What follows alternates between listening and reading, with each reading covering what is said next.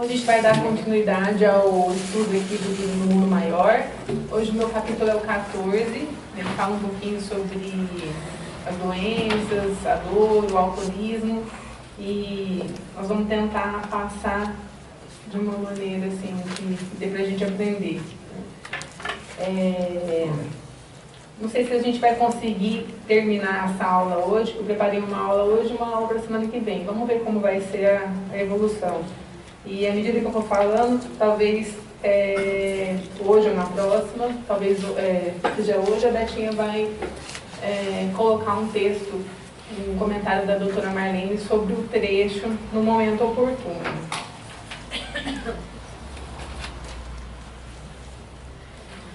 Então, assim, para aqueles que gostam de pesquisar, talvez muitos saibam, a gente tem usado bastante essa ferramenta da internet, por isso que eu quis compartilhar, que é o www.kardec.com.br. Não sei se vocês conhecem. Qualquer tema que vocês queiram pesquisar, tem um local de busca. Então, por exemplo, eu digitei lá doença. Aí ele aparece nas obras de Kardec todos os livros que citam doença. E aí ele especifica doença da alma, doença do corpo. E aí ele vai no Evangelho, no capítulo tal, que tem tal trecho. Então isso ajuda muito para quem gosta de estudar, quem quer fazer pesquisa, ajuda para dar palestra, por isso que eu estou compartilhando. Então quando eu digitei lá doença, apareceu diversos tipos de doença. O capítulo fala um pouco sobre doença por intemperança. O que é intemperança? É a falta de moderação, é quando a gente faz as coisas sem controle. Então, no caso, o personagem, ele tem uma doença pelo abuso do álcool, né? A gente vai explicar isso consequentemente. Então, exemplos de intemperança são os vícios, né? Para não ficar só no tema do capítulo, a gula, por exemplo, a compulsão por alimento. Então, antes da gente começar um pouquinho o capítulo, eu fiquei pensando, acho que quando a gente vai preparar a aula, a espiritualidade ajuda tanto nós, e a gente aprende, acho que 1000 vezes mais do que quem está ouvindo, porque a gente tem que estudar, ler um monte de coisa.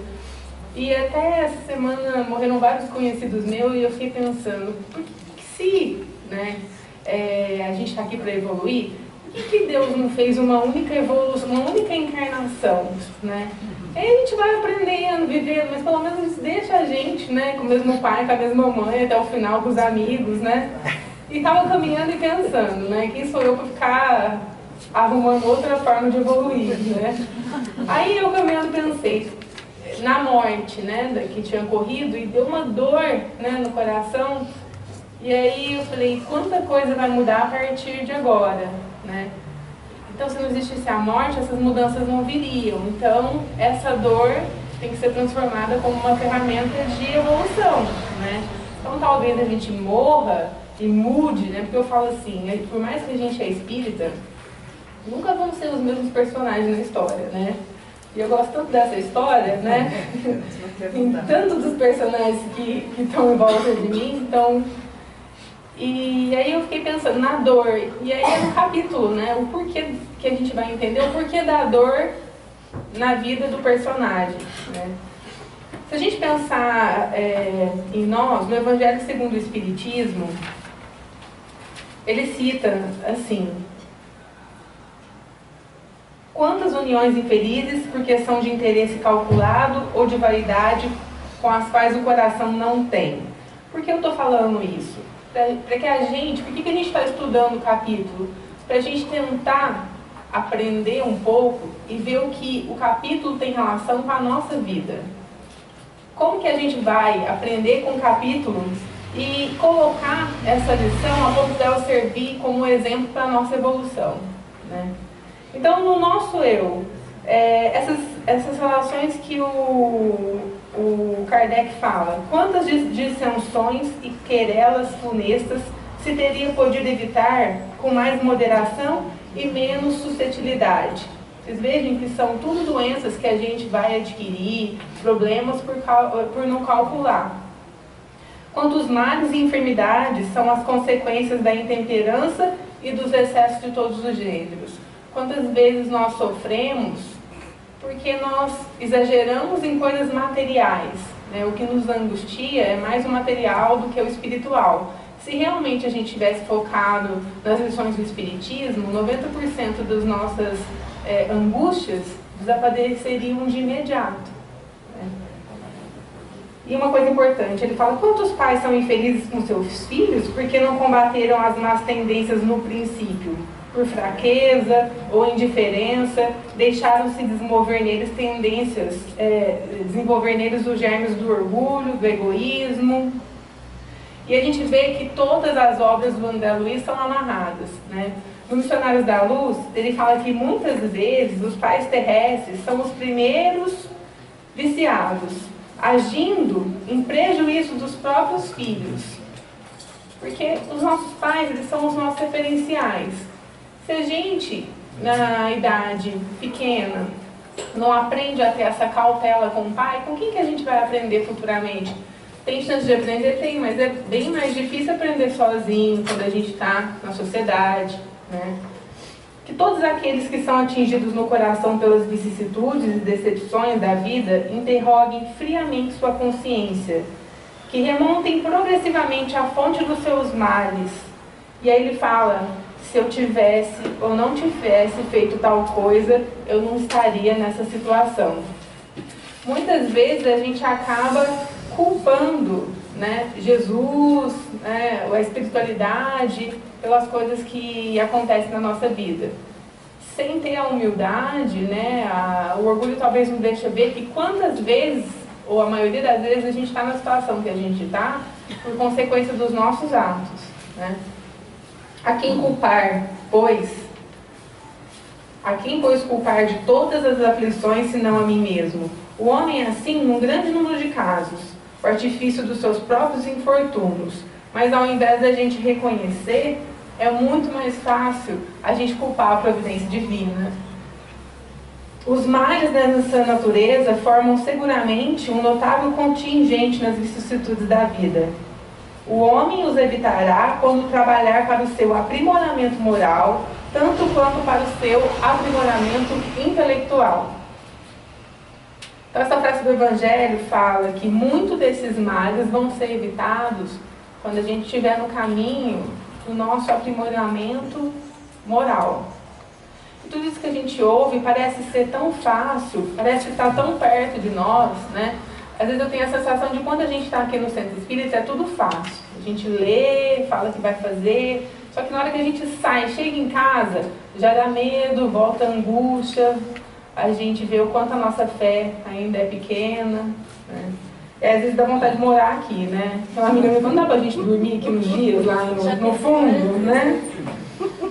A lei humana alcançará certas faltas e os pune. O condenado pode, pois, dizer-se que suporta as consequências do que fez, mas a lei não alcança e não pode alcançar todas as faltas. Ela atinge mais especialmente aqueles que prejudicam a sociedade.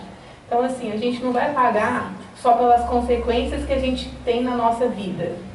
Nós vamos pagar também pelas consequências causadas na vida dos outros. E a gente vai ver isso com relação aos personagens também, porque o sofrimento do principal personagem atinge a esposa, atinge o filho dele, né?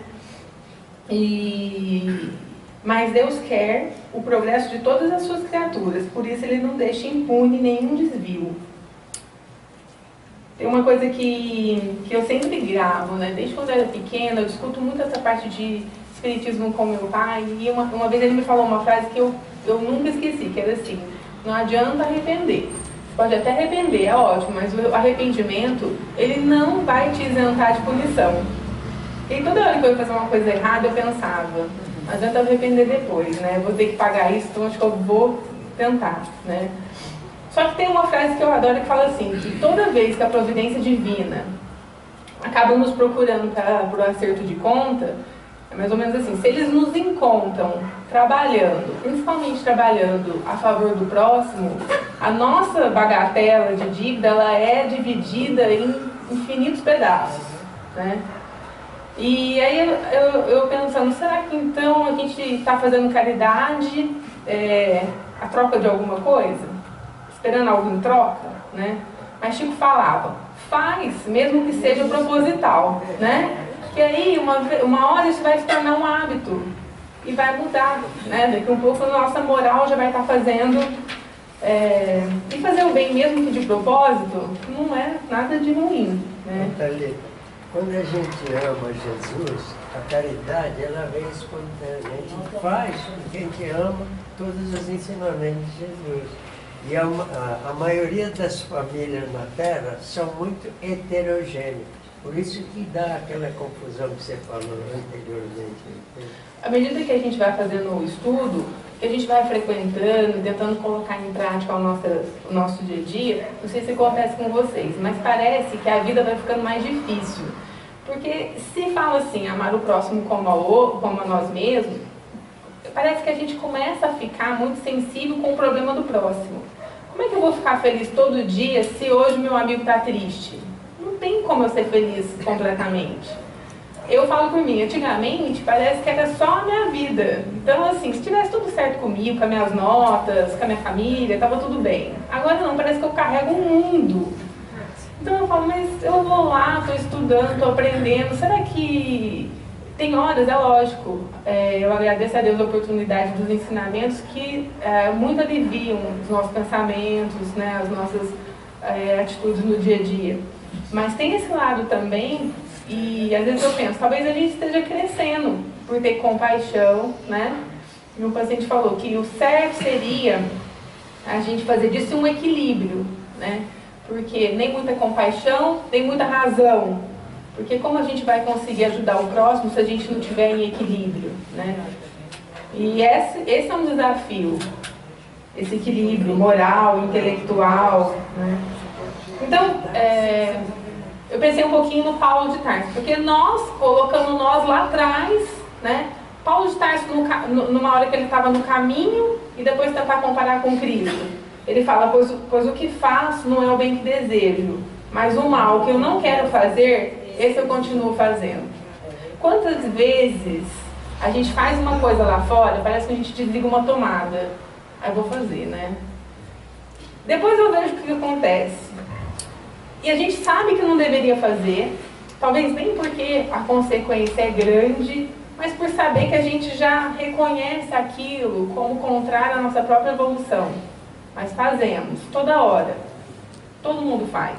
Se não fizéssemos, a gente não estava aqui, nesse mundo de prova e expiação. A gente estaria já num outro plano, como Paulo conseguiu, né? Então a gente está muito longe. Coloquei aqui um homenzinho, né? Paulo, nesse sentido de reconhecer, de saber tudo o que tem que fazer e não conseguir. Às vezes a gente tem flashes dessa fase que Paulo estava, né?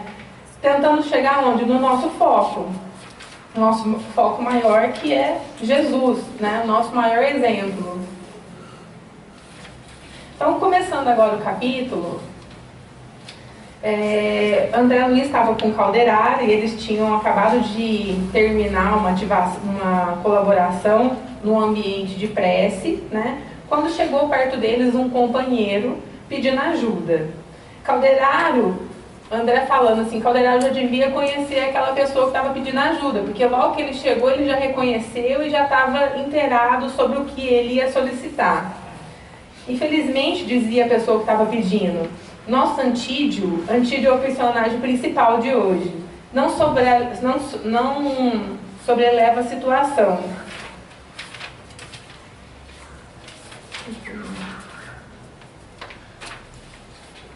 Permanece em derrocada quase total. Vinculou-se de novo ao perigoso elemento da sombra e voltou aos desacertos noturnos. E aí, Calderaro pergunta, nossa, mas não valeu de nada o nosso esforço, né, com ele? Aproveitou para mais presto volvar e reflexão, esclareceu o intelector. É de notar, porém, que se achava quase louco. Então, Calderaro já tinha ajudado ele recentemente, achou que ele tivesse aproveitado aquela oportunidade e ele pegou aquela energia e foi de novo gastar de uma maneira errada. Sim, mas conseguiu fruir outra vez estado orgânico invejável. Imagina que ele recebeu os fluidos, ele ficou novamente com o estado orgânico invejável. mercê de sua intervenção última, logo porém que se viu fortalecido, ele novamente voltou ao vício. A sede escaldante, provocada pela própria displicência e pela investigação dos vampiros, que vorazes se lhes enxameiam a roda, inverteu-lhe o sistema nervoso. É como se tivesse destruído todo o sistema nervoso dele. Não só o álcool, mas esse vampirismo que a gente vai explicar um pouquinho. A organização perispirítica, semi-liberta do corpo denso pelos perniciosos processos da embriaguez, povoou-lhe a mente de cruéis pesadelos, agravados pela situação das entidades perversas.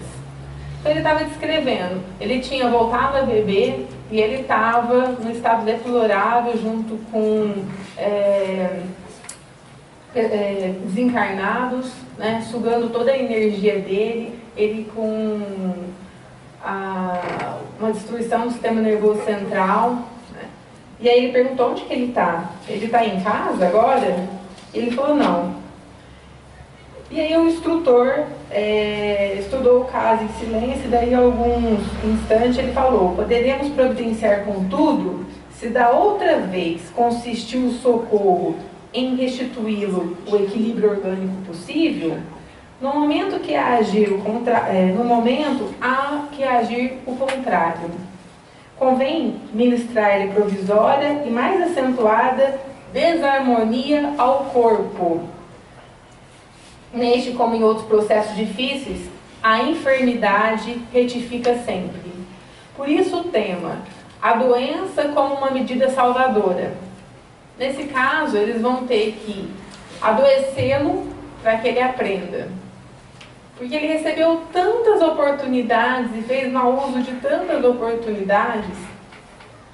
E quantas oportunidades a gente recebe diariamente e faz mau uso? Porque parece que o caso do paciente, do Antídio, é um caso tão distante de nós que estamos aqui, talvez nenhum de nós tenha visto, ou alguém tem, serve como exemplo, mas no nosso dia a dia, nos nossos vícios, nas nossas dificuldades, nas nossas compulsões, quantas chances a gente recebe e descarta diariamente, né? É importante que a gente consiga enxergar isso, porque se a gente não conseguir enxergar, a gente não está evoluindo. Se a gente não reconhecer, a gente não vai conseguir fazer a reforma íntima. E contemplando, ele perguntou: você está de acordo? Perfeitamente. Meu amigo é especialista em assistência e eu acato todas as suas determinações. Ele fala para o Calderaro: o que nos interessa é a saúde efetiva do infeliz irmão. E aí me chamou a atenção. Ele propõe uma enfermidade e a pessoa que está ouvindo fala: não, eu acato e concordo com tudo que você está falando, porque o que nos importa é a saúde dele. Vocês estão vendo como é antagônico? Antagônico para quem está lendo, mas se a gente for entender, ele está propondo uma doença e de uma certa forma o outro está vendo que a doença vai levar à cura dele, né? Pode? É que tem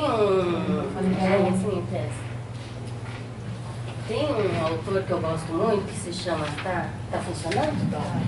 Miramês. Ele tem um livro chamado Nos Horizontes da Fala. E tem um momento que ele fala assim, e a fala ela é tão poderosa e a gente faz tão mau uso.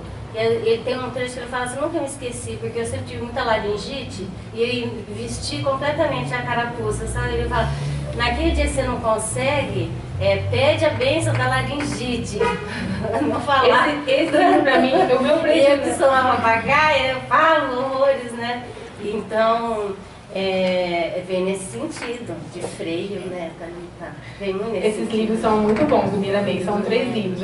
Horizontes da Mente, que é o meu predileto, ganhei de um amigo daqui. Horizontes da Fala, e o terceiro é Horizontes da Mente. O da Mente, da Fala, tem o terceiro também, mas são excelentes, é do Miramês, quem tiver a oportunidade. Então, ele fala: rumamos para o local. E aí eles penetraram o recinto, né, servido de amplas janelas abundantes. O ambiente era sufocante, desagradável. No salão principal do edifício, tinha vários adornos, dezenas de pares dançando, mas eles não se sentem bem naquele ambiente. Indefinível, dilacerante impressão dominou o meu ser. Isso é o relato do André Luiz. Não provinha da estranheza que a indiferença dos cavalheiros e não era pela leviandade das mulheres, pela indiferença, pelo que estava acontecendo ali. A multidão de entidades conturbadas e viciosas que aí se movia era enorme. Os dançarinos não bailavam sós, mas inconscientemente correspondiam um ritmo acordado de uma música inferior. Então imagina, o André Luiz estava vendo aquele ambiente de festa, mas assim, com outros olhares. O que estava ali além daquelas danças, né, daquela música, daqueles adornos, daquela sensualidade das mulheres? Eu fiquei me imaginando lá no Carnaval de Salvador. Eu já fui 5 vezes. Isso lembrando que anos 30, anos 40. Imagina hoje as raves. Imagina hoje. As raves. E aí é uma dúvida que a gente fica, né? E aí ele fala, Calderaro não se deteve, mostrava-se habituado à cena, mas não conseguindo sofrer a estupefação que se assenhorava de mim, ele pergunta, meu amigo, que vemos? Criaturas alegres, cercadas de seres tão inconscientes e perversos. Será crime dançar? A gente se pergunta, né? Será que é tudo errado em baile, boate, né? Pois, buscar alegria constitui uma falta?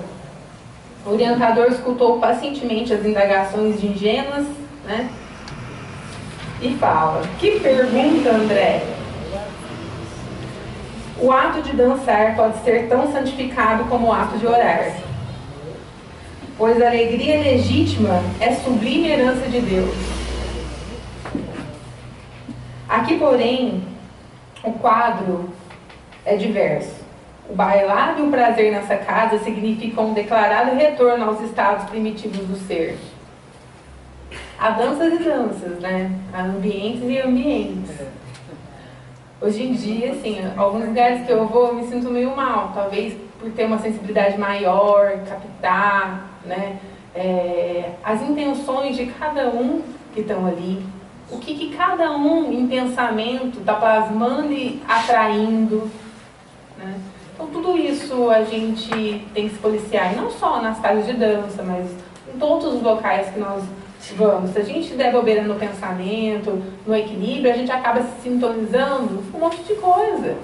Se eu acordo mal hoje, vou com uma sintonia ruim para o trabalho, eu posso brigar com o primeiro cuidador que aparecer, e aí depois com o segundo, depois com o terceiro, eu não cortar isso, eu não vou começar o dia de novo, né? Às vezes, por um deslize muito pequeno, eu entro na sintonia daquela família que entrou brigada na minha sala. E aí, a hora que ela sai, eu tô com raiva do mundo. Aí entra um outro que chegou atrasado, eu vou querer evitar. E nós somos muito frágeis no nosso dia a dia para isso, né? A gente se policia muito pouco, né? Quem reza todos os dias de manhã? Muita gente. Quem esquece? Uma coisa que eu observo é que a maioria das pessoas, a gente tem disciplina na dor. Aí as coisas vão melhorando, a gente vai se distanciando. Quantas vezes a gente vê um monte de gente frequentar as casas de Deus, seja aqui na igreja, por um motivo, as coisas melhoram e parece que se distancia, né?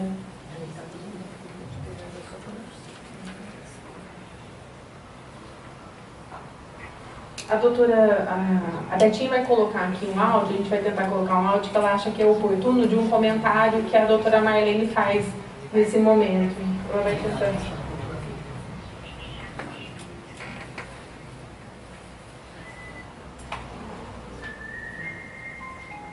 Pode continuar, depois a gente volta. O BJ aí que tá, o BJ tá meio sem treinamento, né? O DJ. É do programa. Quando ela tem um DJ que está em treinamento. É do programa que foi gravado na Rádio Boa Nova? É. Ah, tá. Eu vim ouvindo, inclusive, que eu tenho uma cópia. Eu vim ouvindo agora no carro a doutora Marlene fazendo um comentário exatamente sobre o ambiente, né? A psicosfera espiritual desses ambientes. Guarda em segredo que ela vai tentar colocar Não, o não áudio. vou falar aqui. isso. O que eu ia falar é o seguinte: eu acho que quando a pessoa vai numa casa desse tipo, onde reina, como diz aí o instrutor, o primitivismo, mas a gente sabe que esses ambientes são degradados, né? São lascivos na maior parte deles. É porque você, quando vai, você já tem alguma afinidade. Eu posso dar o exemplo seguinte: ninguém mergulha na lama e sai limpo dela. Quando a pessoa entra no ambiente, seja rave, num bar, seja onde for, se ele é espírita, ele vai se conspurcar ali e muito. Mas então, por isso que eu falo, eu não tenho vergonha de assumir a minha inferioridade espiritual. Eu tenho atração por isso, entendeu? Eu não assumo. Porque se eu morrer e vocês me encontrarem lá no canto do umbral, vai falar, nossa, ela dava palestra, dava lá, sou eu mesmo, alguém aqui me ajuda, me dá a mão, né? Fala, Silvia, você me busca.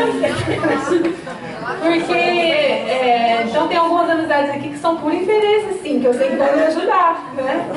Porque a gente tem que reconhecer isso. A gente se sente atraído. Tudo bem, eu não bebo álcool hoje mais, graças a Deus. Passei uma faculdade onde 80% usava droga e não usei. Então eu falo, acho que eu vim para testar. Essa eu me livrei. Mas eu tenho certeza que eu usei muita droga, entendeu? Pelo tanto de pessoas ao meu redor que usam droga, porque é lógico que eu usei. É uma prova para ver se eu resisti. Mas a psicosfera espiritual, não tem como a gente fugir disso. Quando a gente estuda mais profundamente, desdobrando a questão perispirítica, entrando nos corpos, né, nós vemos que eles vão se conspurcando de tal forma que mesmo que você não esteja envolvida ali no local, você carrega algumas coisas junto com você e olha que é difícil tirar isso. Lógico. Em sessão de desobsessão simples, você não tira isso. Tanto é que, assim, à medida que a gente vai estudando, parece assim, nós vamos ficando esclarecidos. Quantas vezes a gente já fez uma coisa sem ter conhecimento, né? Então, à medida que a gente tem conhecimento, se a gente se dispõe a ir lá colocar a mão no fogo, eu vou falar, agora eu não vou ter mais aquela proteção. Porque antes talvez eu era protegida pelo desconhecimento. Agora, tendo conhecimento, mais consequência eu vou ter, né? Foi o que você está falando. A gente acaba entrando, quando nós adotamos o Espiritismo em nossas vidas, né? É um caminho de santidade. E nós temos que fazer, né? Dar o melhor de nós para que consigamos, nesta encarnação abençoada, né? Conseguir superar tudo isso. Né? Eu ainda acho que vou ter que parcelar em 500.000 vezes. Meus passinhos vão ser bem devagar. O perigo é que talvez a gente não tenha mais uma chance, né? Imagina, mas aí a gente está fugindo da doutrina, o né? exílio é um fato, né? A gente, eu acho assim, nós temos que fazer o nosso melhor, né? Dar o nosso melhor. Porque se a gente se cobrar demais, também a gente não vai sair do lugar. Se a gente ficar lá na punição, não exercer o auto-perdão, como a Silva falou na última aula. Tem que ter o aula. auto-perdão obrigatório. Vamos tentar ouvir. Foi dado pelo próprio alterado. Mas, ao invés de ele aproveitar o tratamento para parar bebidas alcoólicas, ele voltou. E ele ficou mais fortalecido com o tratamento espiritual e mais ele voltou aos alcoólicos. E agora ele tem uma sede escaldante. E essa sede não é só provocada pela própria existência dele, mas dos vampiros, quer dizer, dos espíritos que sugam o seu próprio corpo perispirítico, né? Então, com isso, ele está numa situação muito desagradável, de pesadelo, e tudo isso agravado pelas entidades que o seguem passo a passo.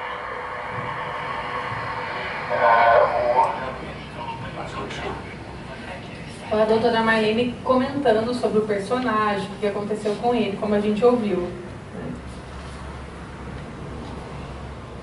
E passando os olhos de relance pela multidão de espíritos perturbados que ali se davam, ao vampirismo e ao sarcasmo o retemperou. Quanto a esses infortunados, que fazer senão recomendá-los ao divino poder, tentam igualmente a fuga impossível de si mesmo, alucinados apenas de um terrível minuto de autoconhecimento. A gente faz isso, né? Quando a gente comete um ato que a gente vê E aí lembrando daquela frase de Paulo, que cabe muito aqui, pois o que faço não é o bem que desejo, mas o mal que eu não quero fazer, eu ainda continuo fazendo.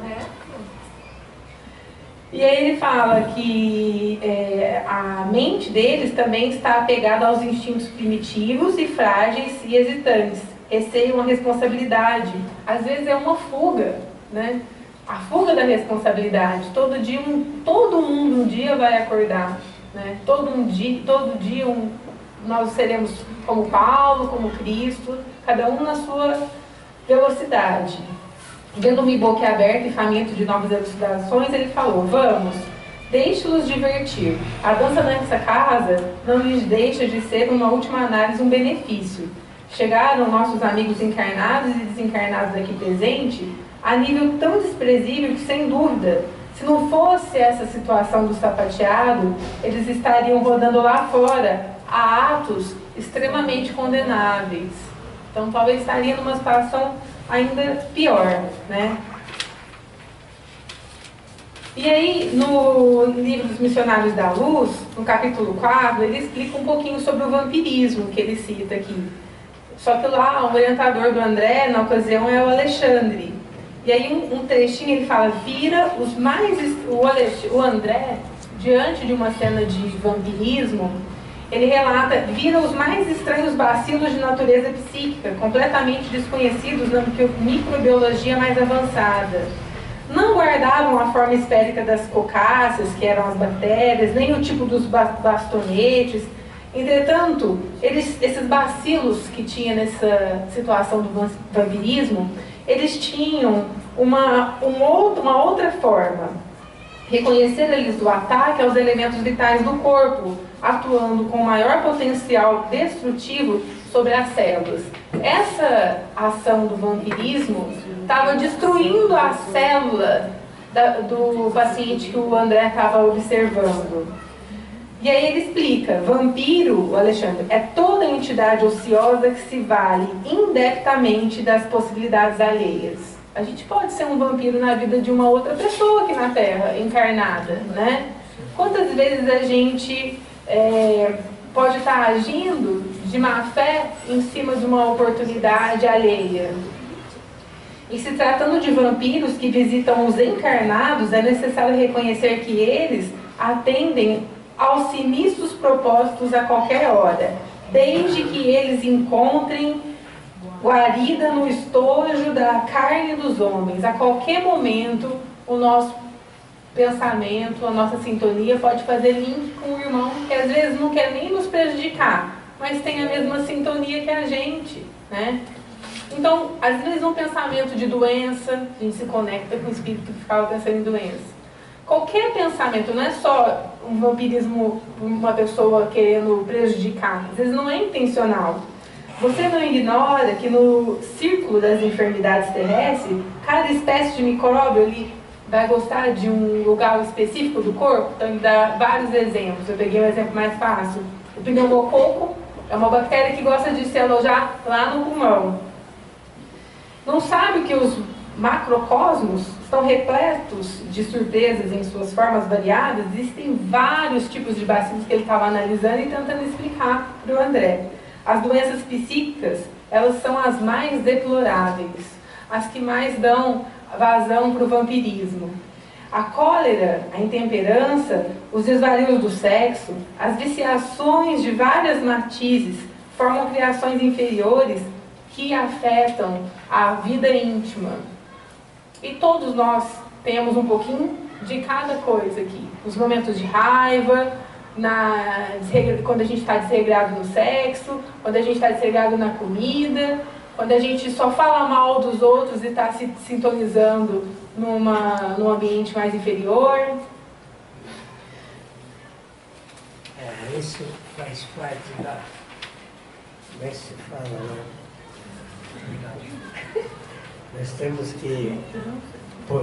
Nós temos que fazer muito esforço para fazer a nossa reforma íntima. Entende? É verdade. Porque nós sabemos que Deus, Ele sempre nos deu tudo para que nós possamos melhorar o espírito através das reencarnações. Mas nós sempre fazemos mau uso de tudo aquilo que nós ganhamos. A gente tem todas as condições favoráveis para acertar e desperdiça a cada encarnação. Exatamente. Então ele fala, demandamos do interior apressadamente, numa saleta abafada, um cavalheiro de 45 anos jazia a tremer, não conseguia manter-se de pé. Calderaro examinou detidamente e indagou o novo amigo. Voltou aos alcoólicos há muitos dias, aí ele fala precisamente há uma semana, e aí vê que ele já estava totalmente esgotado, né? Então aqui, assim, é importante a gente entender a ação do álcool em excesso no organismo. Os alcoólicos que aniquilavam vagarosamente o companheiro que permanece desviados, o que acontecia? Tanto aqui quanto no livro Missionários da Luz, a gente vê citações de que o álcool e essa sintonia que nos propicia o vampirismo, ele ataca todos os nossos centros vitais, nos levando ao desequilíbrio.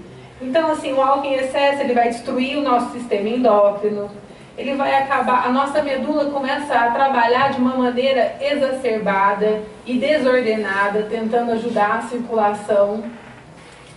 Inutilmente, os centros genitais, eles vão começar a se esforçar para ajudar a colocar a ordem. E aí o que acontece? Com isso, a gente consegue modificar até a cromatina, nosso DNA.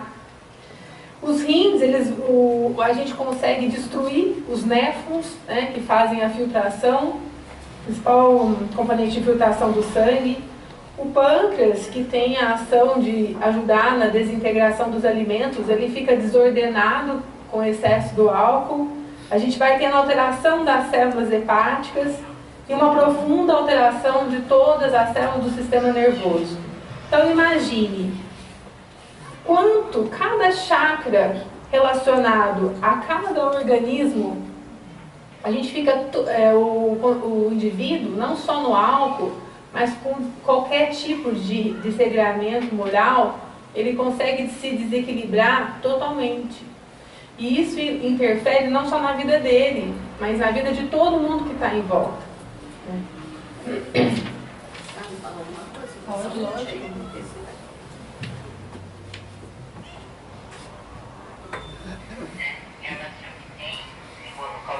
Está falando sobre a saúde. Mais difícil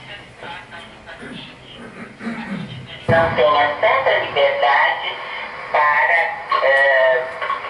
beber, né, para sair e fazer uso de substância negativa para o seu organismo. Interessante como a espiritualidade lança a mão, né, Maria, de tantos recursos. Quando está auxiliando uma determinada pessoa, essa pessoa não valoriza a sua melhora, dada a vigilância. Que esse acesso desses espíritos infelizes ao redor dele, ele mantém aquela abertura, né? A lacuna, para que tudo se aproxime de negativo para ele, né? Assim como o próprio médico aqui na Terra, Beth, ele precisa tomar determinadas medidas que são, que circunscrevem as atividades de uma pessoa, a cama, o leito, etc., para ele poder favorecer para sair depois da doença.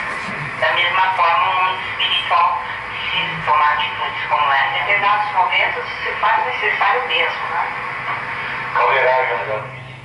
Interessante, né? Quando ele fala que, fazendo uma analogia aos médicos do plano, aos médicos da Terra, né?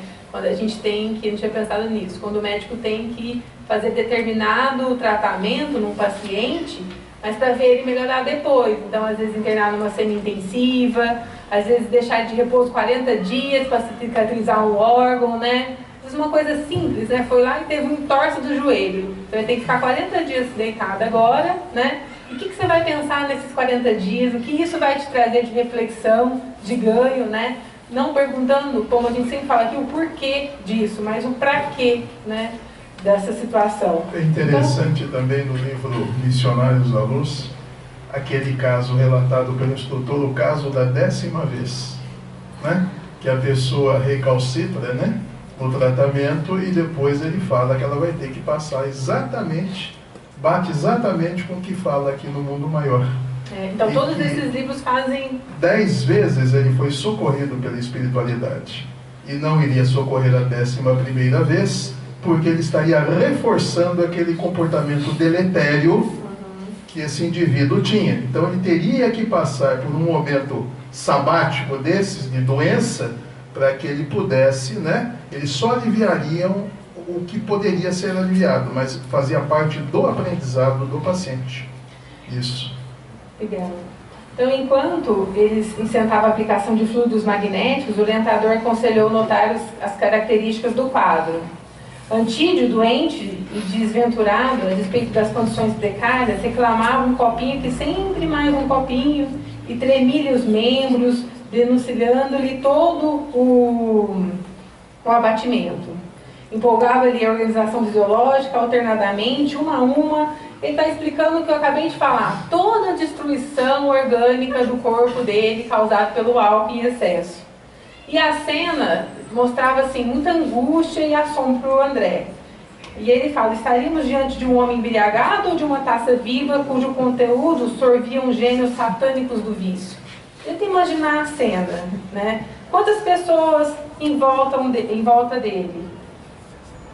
No livro Missionários da Luz, ele fala assim, que a promiscuidade entre os encarnados, indiferentes à lei divina, e os desencarnados, que a ela têm sido indiferentes, é muito grande na crosta da Terra. Absolutamente sem preparo e tendo vivido muito mais de sensações animalizadas que de sentimentos e pensamentos puros, as criaturas humanas além túmulo, em muitíssimos casos, eles prosseguem imantada aos ambientes domésticos. Isso descreve a cena que o Calderaro estava mostrando para o André, né? Como que se dá? Isso aqui é como se fosse a fisiopatologia do vampirismo, né? Dolorosa ignorância prende-se os corações repletos de particularismo, encarcerados no magnetismo terrestre. Aos infelizes que caíram em semelhante condição de parasitismo, as larvas que você observou servem de alimento habitual. E aí ele fala que um infortunado Antídio trazia o estômago atestado de líquido, a cabeça turva. Ele continua falando, semi-desligado do organismo denso pela atuação anestesiante do tóxico. Entretanto, em sintonia magnética com o psiquismo desequilibrado dos vampiros, ele começou a gritar, salve-me, salve-me, socorro, né?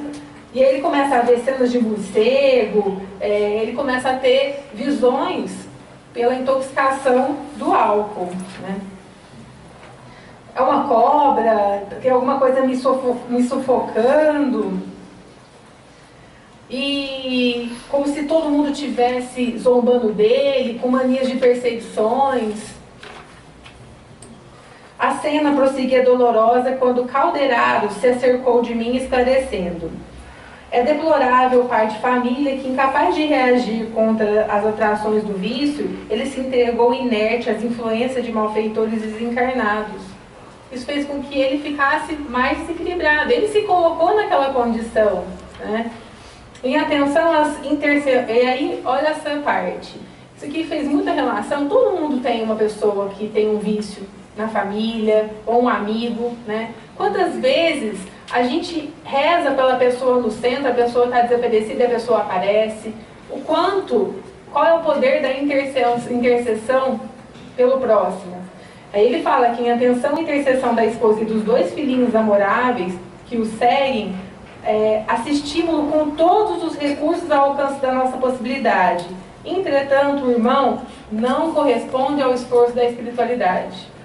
E aí, no livro do Miramei, só que agora é no Horizontes da Mente, ele fala que a prece é a força maior, mais poderosa, capaz de iluminar qualquer treva da alma e induzi-la à fraternidade e ao amor.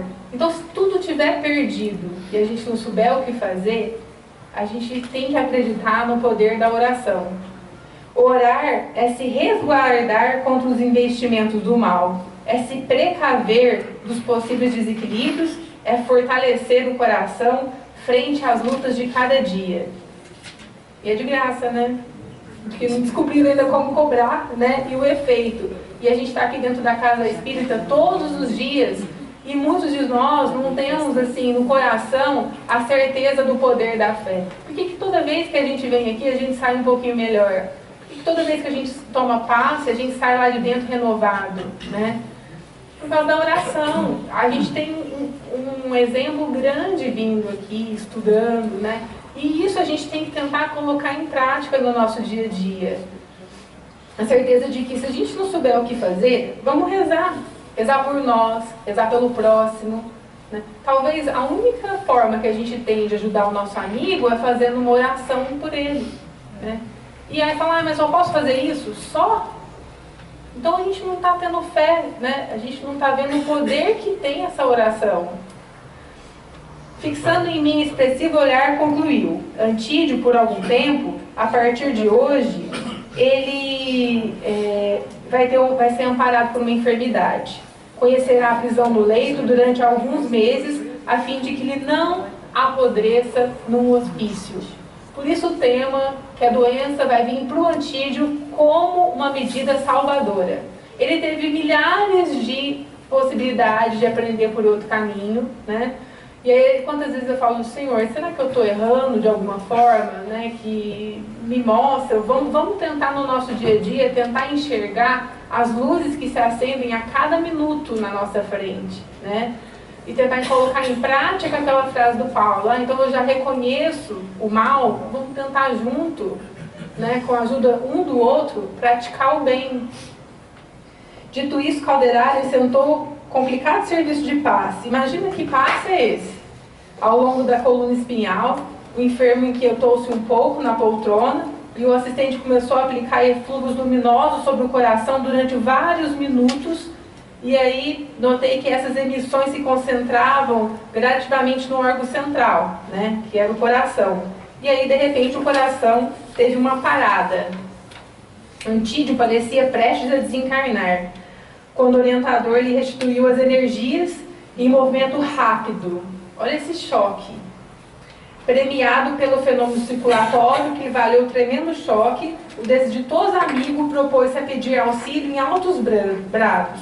Havia tamanha inflexão de dor na voz dele que grande número de pessoas se aproximaram penalizadas. O piedoso cavaleiro tomou-lhe o pulso e verificou que estava desordenado. E aí, Calderaro, ele se retira tristonho frente a essa situação que ele fez, salvatória, né?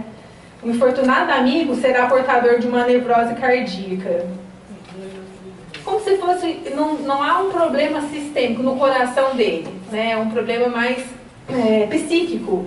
Por 2 a 3 meses, aproximadamente, debalde usará de substâncias medicamentosas, como anestésia, para tentar diluir esses, como se fosse uma ação desintoxicante a ele. No curso de algumas semanas, conhecerá o intraduzível mal-estar, de modo a restabelecer a harmonia do cosmo psíquico.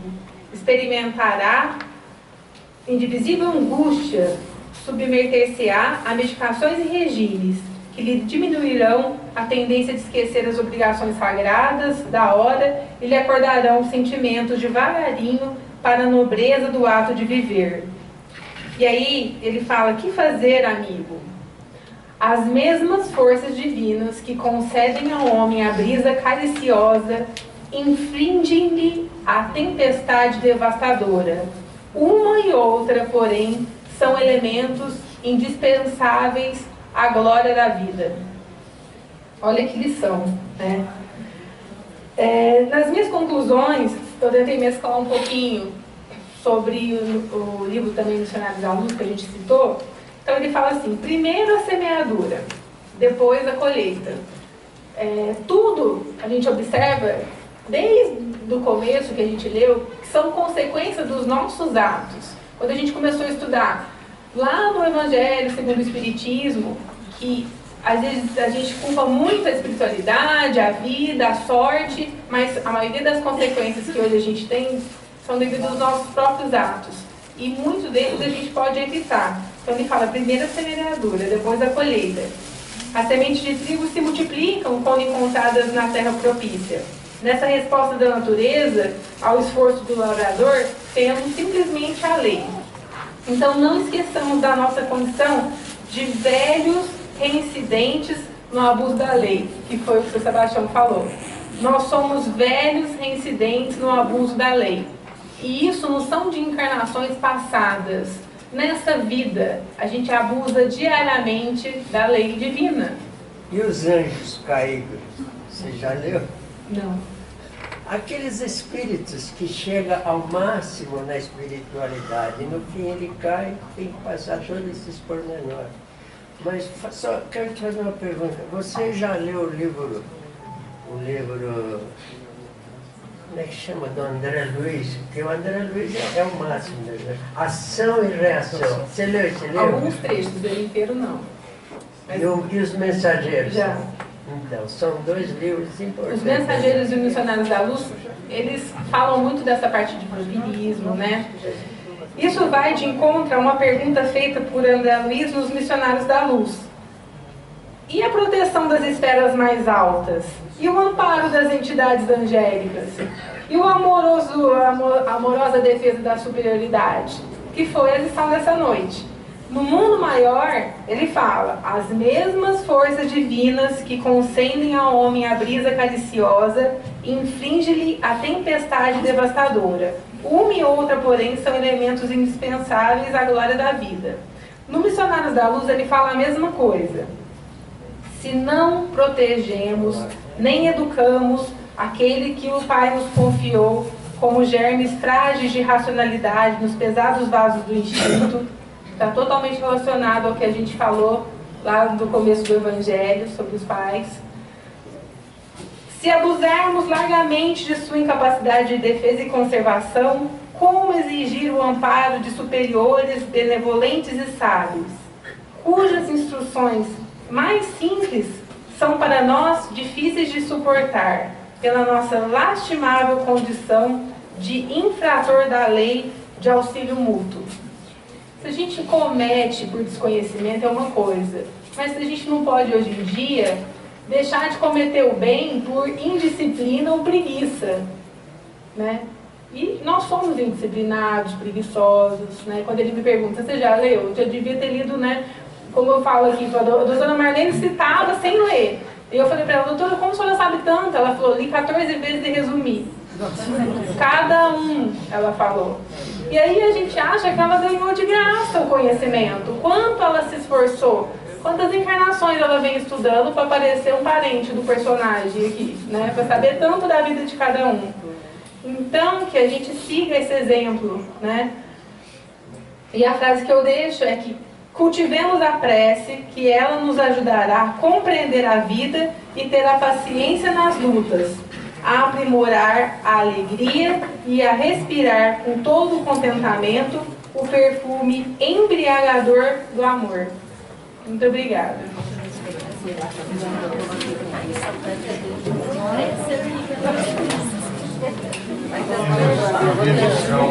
Segura aí, diretor.